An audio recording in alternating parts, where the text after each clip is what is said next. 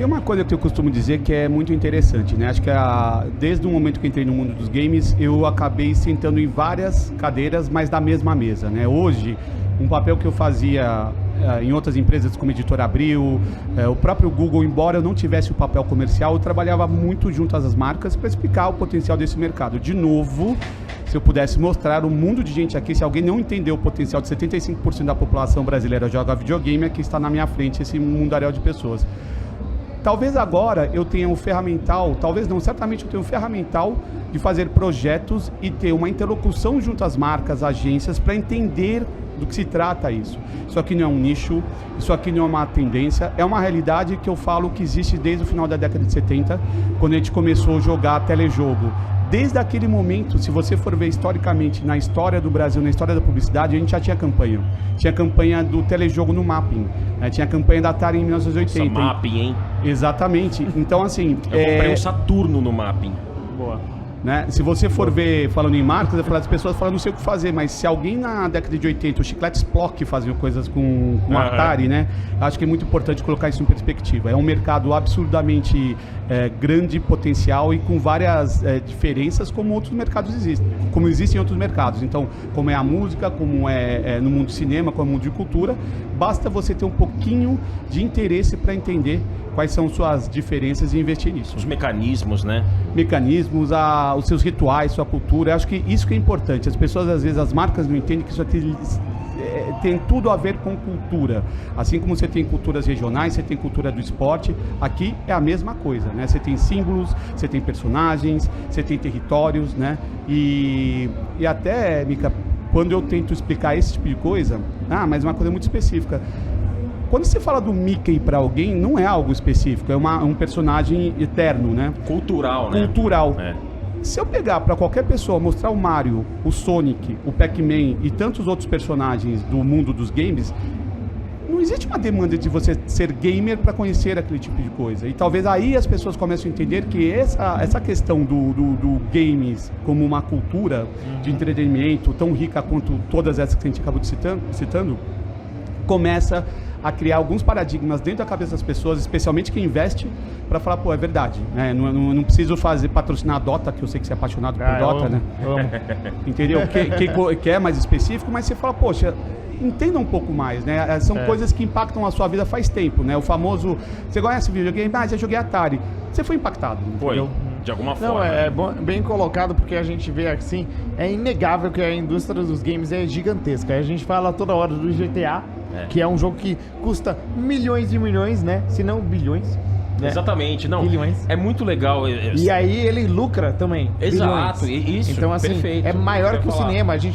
Eu trouxe essa comparação esses dias no Flow Game News, que um dos filmes mais caros foi o Avengers Endgame, que foi 450 milhões de dólares do budget dele.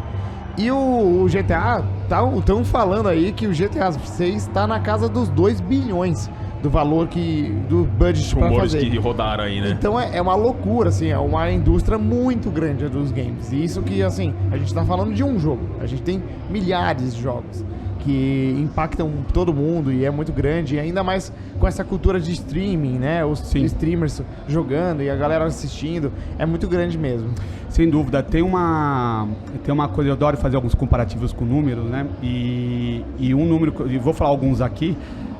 Infelizmente quem me conhece vai falar, parece professor de cursinho, né? Você repete sempre a mesma piada, mas... Não, os números mostram o tamanho desse mercado, né? Por exemplo, primeiro essa linha do tempo que eu estava falando, a gente joga videogame no Brasil desde o final da década de 70, né? Como produto de massa. Então ele não era, eu tinha que trazer importado do Japão. Não, estava numa loja que naquela época tinha a sua relevância. Década de 80 foi assim, década de 90, depois teve vários pontos em cada década que mostra, né? Na década de 80, 90 teve questão de... até a própria pirataria ajudou a popularização. Nos anos 2000, a questão das lan houses, que começa a colocar as pessoas, né, em contato uma com as outras, trazer uma dimensão da competição. A questão também que, às vezes, as pessoas não se lembram disso, mas por que alguém assistiria alguém falar sobre jogos, né? era o que a gente fazia quando ia em locadora. Você encontrava com as pessoas, ou mesmo em videolocadora, falar qual que é o melhor filme, né? O papel do balconista acabou sendo expandido para... Inclusive um papel clássico, né? Exato. Que o Tarantino explorou muito. O Tarantino era um atendente de locadora, exato. É parte da história dele. É parte da história, entendeu? Então, assim, hoje no Brasil... E de novo eu repito, 75% da população é muita gente, sabe? Num país de 200 milhões de habitantes, é muita gente. Atenção para esse número. Se você faz uma nota de corte, seja ela econômica ou etária, do tipo, tem gente que infelizmente tem uma idade que não pode mais jogar ou é muito nova para jogar, é quase um espelhamento da pirâmide social brasileira, né? Outros números que eu adoro falar, né? Existem mais gamers que católicos no mundo, né? Você tem mais... Quase que você faz a frase do John Lennon, né? Que ele falou que os Beatles eram mais famosos que Jesus. Sim.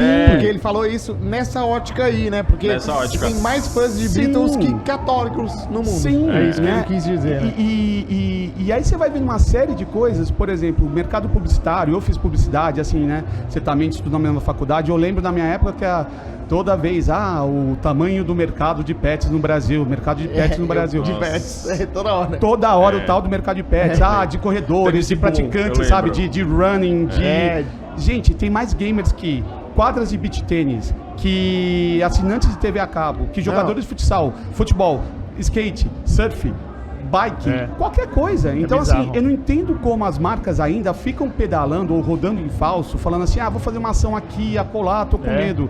Testar, né? Só o mercado de esportes, que é um nicho dentro do mercado de games, é gigantesco. Exato. O Dota, que você mesmo falou, o campeonato dele vale 40 milhões de dólares a premiação. Essa premiação é tão grande como o campeonato brasileiro, o Libertadores, sabe, no futebol. Então, assim, não tem como chamar de nicho, é muito grande.